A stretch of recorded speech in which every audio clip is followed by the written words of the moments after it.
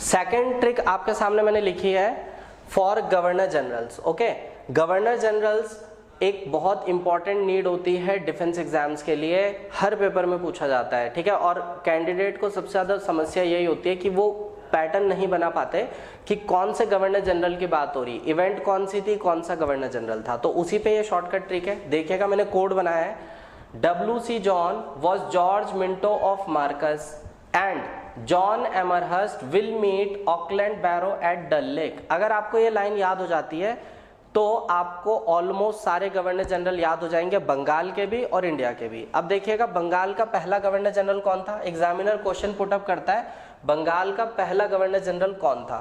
तो बंगाल का पहला गवर्नर जनरल हमारे सामने है W का इस मतलब हो गया लॉर्ड वॉरेन हेस्टिंग, और ये बंगाल के प्रथम गवर्नर जनरल रहे 1772 से 1784 के बीच। माना जाता है इन्होंने पिट्स इंडिया एक्ट को रिजेक्ट कर दिया था, इसीलिए 1784 में इन पे इम्पीचमेंट चलाया जाता है और इनको हटाने के बाद एक नया गवर्नर जनरल चुना जाता है। तो नेक्स्ट गवर्नर जनरल कौन है, लॉर्ड कॉर्नवालिस। टाइम ड्यूरेशन है 1786 से 1793। इंडिया में जुडिशियल सिस्टम इन्होंने इंट्रोड्यूस करवाया था, पुलिस एक्ट ये लेके आए थे, थाना इन्होंने बनाए थे, आईपीसी की धाराएं, सीआरपीसी की धाराएं सब इन्होंने इंट्रोड्यूस करवाया था, इसीलिए father of judicial system in India Cornwallis को माना जाता है।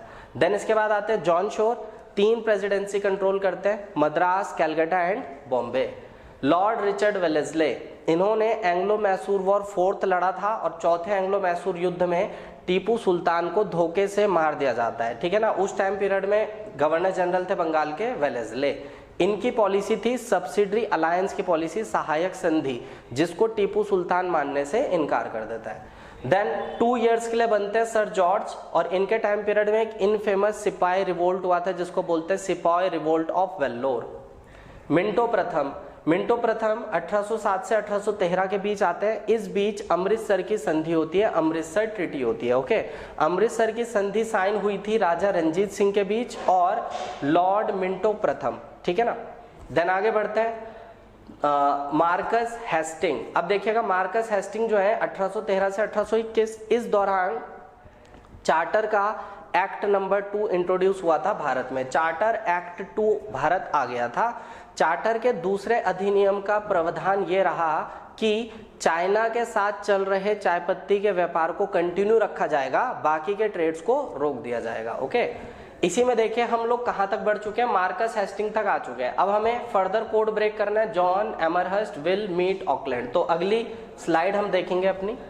जॉन यानी जॉन एडम, ये थोड़े समय के लिए बने थे, as a temporary governor general बने थे 1821 से 1823। बहुत ज्यादा बड़ी इवेंट इनके टाइम पीरियड में नहीं है। एमरहर्स्ट 1823 से 1828। Will stand for Lord William Bentinck. यहां से एक स्लाइट वेरिएशन आ जाएगा, गवर्नर जनरल ऑफ बंगाल यहां से बदल के हो जाते हैं गवर्नर जनरल ऑफ इंडिया। हम लोग इसको एज अ स्टार बना लेते हैं कि आपको समझ में रहे कि गवर्नर जनरल ऑफ इंडिया कहां से शुरू हो रहे हैं। ओके, तो विलियम बेंटिक भारत के प्रथम गवर्नर जनरल थे, गवर्नर जनरल ऑफ इंडिया। इसको चाहो तो आप अंडरलाइन भी कर सकते हो अपनी सहूलियत के लिए। ओके, फिर आते हैं मैट का मतलब है चार्ल्स मैटकॉल्फ। थोड़े समय के लिए बने थे ये as a temporary governor general 1835 से 1836। देन आता है Auckland, Lord Auckland 1836 to 1842। Anglo Afghan war इनके टाइम पीरियड में ब्रोक आउट हुआ था और ये पहले गवर्नर जनरल थे जो आउटसाइड इंडिया फाइट करते हैं। बैरो, लॉर्ड बैरो का टाइम पीरियड है 1842 से 1848 और लॉर्ड डल हाउजी 1848 से 1856, ये टाइम ड्यूरेशन है।